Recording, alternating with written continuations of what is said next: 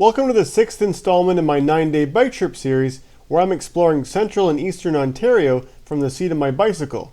In this segment I'll be riding from Sharbot Lake Provincial Park down to the town of Napanee. I've selected a route of nice quiet roadways for most of the journey. The first half of the ride will pass through the rocks and trees of the Canadian Shield, and the second half should be mostly farmland. Today is Thursday, May 24th, 2019, and I woke up at my campsite at 7 a.m. Just like last night, things seem really calm and still this morning with no wind, and unfortunately the mosquitoes and black flies at my campsite are just as bad. Packing up my campsite seemed to take twice as long this morning because I was constantly swatting bugs as I worked. After a quick breakfast of overnight oats, I got on my bike and began making my way through the steep roads towards the exit of the park. The temperature this morning is 13 degrees Celsius and the sky is filled with white clouds. Last night there was a small amount of rain, but the weather forecast predicts there'll be a lot more rain coming this afternoon, likely starting around 1 p.m. My goal is to cover as much distance as possible this morning before the rain starts. My route this morning began with a 9-kilometer stretch of Highway 7, which is part of the Trans-Canada Highway and not the most pleasant road to ride on. At least the traffic seems relatively light this morning. Eventually I reached my turnoff and the riding became much more peaceful. This road leads to a small community called Mountain Grove. Back in the day, this community had a train station and received regular rail service from the Havelock subdivision of the Canadian Pacific Railway. This gravel path that I rode on briefly is the route that the train used to follow, which has now been converted to part of the Trans-Canada Trail. As a general rule, I avoid riding on rail trails when I'm touring because they're usually gravel and I don't find the scenery as interesting. In this case, the Trans-Canada Trail follows almost exactly the same path as the road, and the condition of the road didn't turn out to be very good, so the trail probably would have been the better option. This lake on my right is called Big Clear Lake. From the mirror-like surface of the water, you can see that there's still virtually no wind this morning. I decided to make a quick stop at this crossroads to stretch my muscles. I couldn't even make it through half of my stretches before an absolutely unbearable amount of mosquitoes had congregated around me. This is exactly the same experience I had back at Sharbot Lake this morning. The bugs don't bother you at all while you're riding, and when you first stop there seems to be just a few of them and it's not too bad. But it almost seems like those mosquitoes go and invite all their friends, and in a short time you're completely surrounded by a big swarm.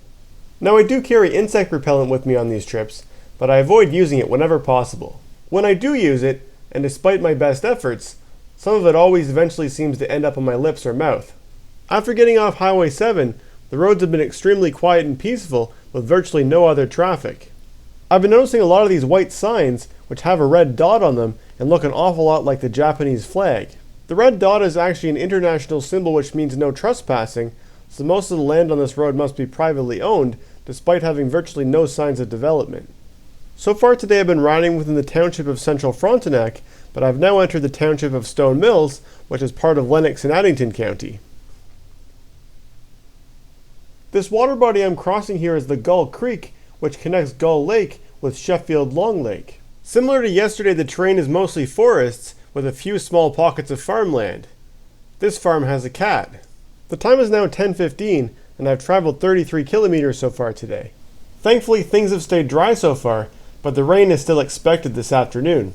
On the right I'm passing the northern tip of Beaver Lake where it connects with the Salmon River. While I was riding I took out my portable AM/FM radio to help me pass the time on the road. I particularly enjoy finding local radio stations to listen to because it provides further insight into the communities I'm riding through. In my experience, the AM stations seem to be the most interesting, but I haven't really been able to find any for the last few days, so I've been sticking with FM. Right now I'm riding close to a community called Tamworth, though the route I selected didn't go directly through it in favor of a quieter road. As you can see, I'm no longer riding within the Canadian Shield, and this road is dominated by farmland. It's been a cold spring, and still pretty early in the growing season, so most of the fields I've been seeing on this trip haven't been planted yet. This water here is the Salmon River, which flows southeast from here and empties into the Bay of Quinte near the community of Shannonville. This community here where I'm crossing the river is called Croydon. Many of the early farming communities in Ontario were built surrounding rivers or creeks because the water power was a valuable resource that was essential for powering their mills. The bridge I just passed under is for the CP rail line. When I came around the corner I saw a bunch of sheep walking on the road who must have somehow gotten out. Thankfully their owner wasn't too far behind to gather and bring them back home. While I've been riding for the last few kilometers, I've noticed a few signs for the Lennox and Addington County Trail G, which I seem to be following. It's a 54-kilometer signed loop of paved roads intended for cyclists. When I'm planning these trips ahead of time, I don't typically research local signed routes since I have my own set of criteria for selecting the best roads. However, it's pretty common that I end up taking the same roads as the local routes anyway. The time is now 12:20, and I'm starting to notice some dark clouds forming overhead. I've traveled about 65 kilometers so far, and I'm hoping to make it as far as the community of Newberg before the anticipated rain starts. I just got passed by a big fertilizer truck that sits so high above the road it probably could have passed directly over top of me. At 12:30 the rain started spitting, and I sealed my camera away for the next 3 kilometers. The rain picked up a bit, but didn't last long, so I took my camera back out when I got to Newberg. Situated on the Napanee River, Newberg was first founded in 1822. With several mills built on the river, it became quite a thriving community, and the population grew to 1,200 by 1865. Since then, the population has been in a gradual decline, with less than 700 estimated in the last census.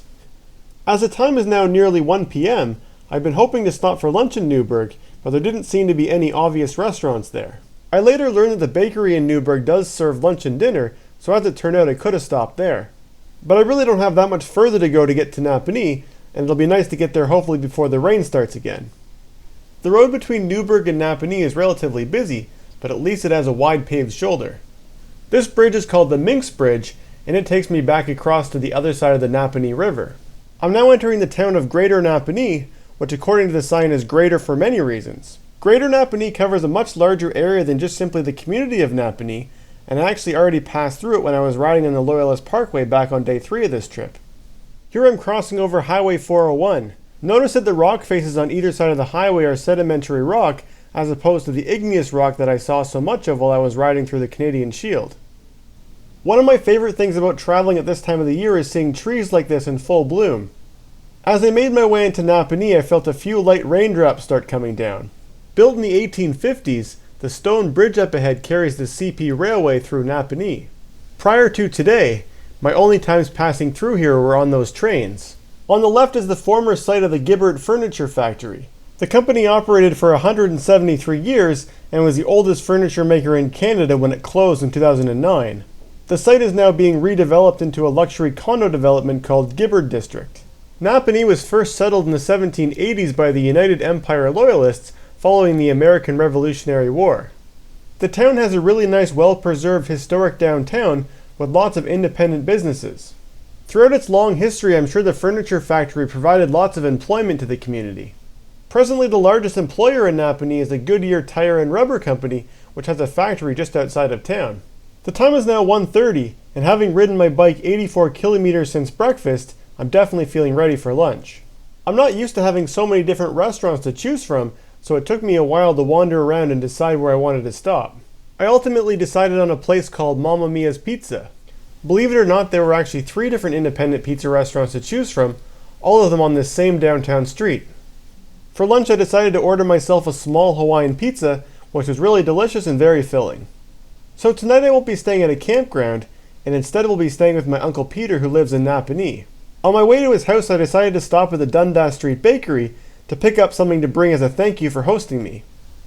On my way to his house, I passed this white building, which is Napanee's Town Hall building. It seemed to completely stop raining while I was eating lunch, but on my short ride from the bakery to the house, the rain started again and became very heavy just as I was arriving. So my uncle and his partner Vivian live in this beautiful Victorian house, which was built in 1892. After I arrived, they showed me to my bedroom, and I had a quick shower before coming downstairs to visit.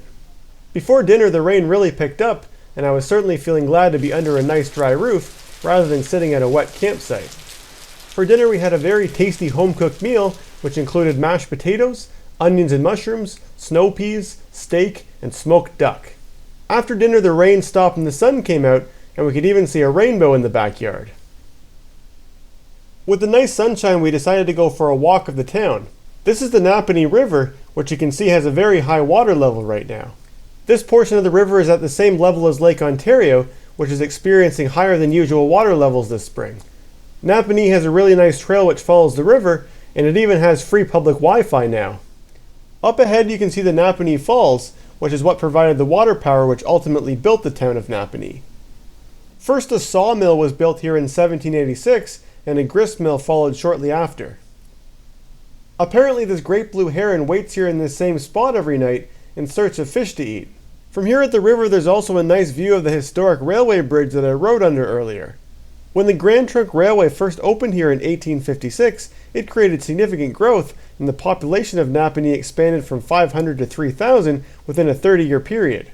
It's such a nice evening for a walk, and I'm really glad I'm getting to do this. Built in 1864, this building is the old county courthouse. Behind it, and of the same vintage, is the old county jail, which has now been converted into a museum.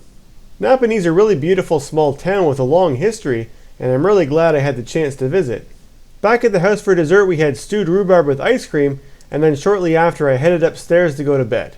I want to give a huge thank you to Uncle Peter and Vivian for their generous hospitality hosting me here tonight.